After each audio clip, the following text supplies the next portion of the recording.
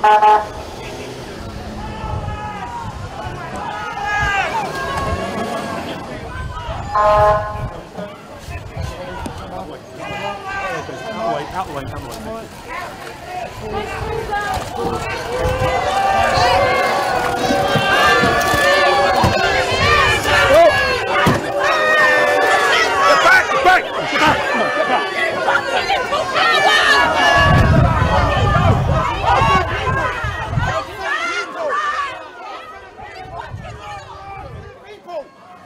I want to talk about today is what the government is making available to the victims of this absolutely horrendous tragedy. I think we were all, when we saw the horrific scenes of what had happened at Grenfell Tower, we all were deeply affected by that. It's absolutely horrifying. And I've been hearing stories today from people about their experiences.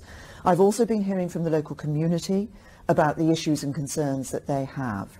Now, the government is making £5 million available for those emergency funds for people who need just to get money to be able to buy the normal things of everyday life.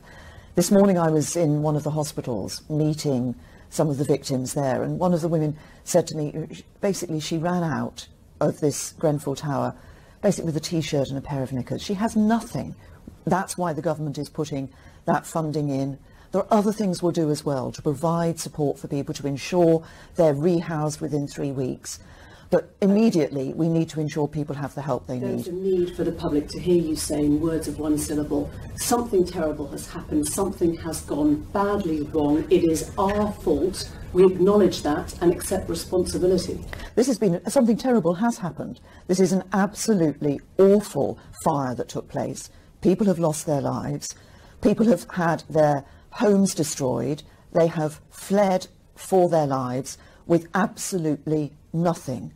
That's why you misread the public mood on this one. You misread the anger that people feel about this. They shouted coward at you this afternoon when you left St Clement's. What I have done since this incident took place is, first of all, yesterday, ensure that the public services had the support that they needed in order to be able to do the job they were doing in the immediate aftermath of this. The reason this is Friday evening. They needed those things in place on Wednesday. There were people we spoke to who were housed for one night, didn't know where they'd spend the next night, had no money to spend on food, and were not told anything by anyone. No one was in charge. What I have done today is ensured that we are, as a government, putting that funding in place for people in the area. This has been an absolutely terrifying experience. It has been a terrifying experience for people. This is why, when I've heard stories. I heard stories yesterday from the emergency services about the issues around the fire. That's why I came straight back to Downing Street and I ordered a public inquiry. And we'll make sure that takes place as soon as possible to get to the bottom of this. But this is not just about finding out what happened. This is not just about finding out who was responsible for what happened. It's about ensuring that support is there, here and now. That's why they're in place. Any other tragedy, flooding, you would have had the army there, you would have had organisers. I was there on the ground. I saw the chaos for myself. There was no one in charge and there was nobody willing to accept responsibility. We are ensuring that support is put in place for people. Now, that means that money should be made available, and we have to, one of the things I've just heard from people is about making sure that that money actually gets through to people. And that's a very real issue, because we have to, as government, make the money available. But I want to ensure that people actually get that money in their hands so they can go and buy the things that they need.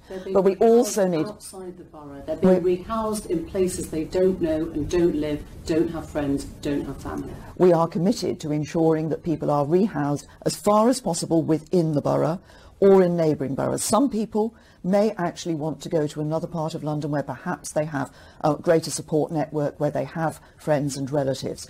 We are ensuring that within 3 weeks people will be rehoused so they have a home to go to. So immediate support. Though that you misread the public mood, the level of anger.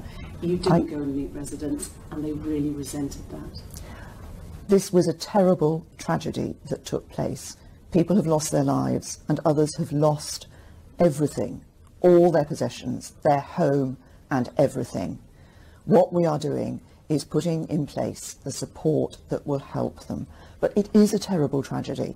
I have heard horrifying stories from the fire brigade, from the police, and from the victims themselves who were in that tower, but also from other local residents, some of whom, of course, have not been able to go back to their homes either. What I'm now absolutely focused on is ensuring that we get that support on the ground. As I say, government is making money available. We're ensuring that we're going to get to the bottom of what's happened. We will ensure that people are rehoused, but we need to make sure that that actually happens. This was preventable, wasn't it? In 2013, a coroner had safety recommendations which included putting sprinklers in all these buildings, and it was never done. There were two types of material that could have been used in the cladding. One was flammable and one was fireproof, and the fireproof one cost £2 more. Was that not £2 worth spending? Well, we have yet to find out what the cause of the fire was. The fire brigade, the fire service are doing that. The fire service are looking at it. By spending £2 more on the cladding. The fire service are looking at what the cause of the fire was. And it's important that we get to the bottom of this, that we find out exactly what happened. That's why... In 2013, you were in government there, and the coroner said you can stop this with a sprinkler system in every block. And the government has taken action on the recommendations of the coroner's report. But what we need to do in relation to this incident, to this horrifying fire, is to make sure that we get to the bottom of why this fire took place, what happened, why did it spread so unexpectedly and so ferociously and so quickly. And a report from last October that he should have looked at. He knew about these recommendations then. No, the government acted on recommendations from the coroner's report, but what we need to do is ensure that in relation to this fire, we do find out what caused the fire. Now, that will be done. The fire service will make a report. The fire service will look at what it was that immediately happened. But beyond that, the public inquiry will get to the wider issues of responsibility in relation to this. Reassuring, there are 4,000 other high-rise blocks. There are many, many residents tonight wondering what kind of precautions you're taking. When will you be able to tell them that they are safe when they go to sleep in their beds? Well, the government is doing everything in its power to ensure that people are safe.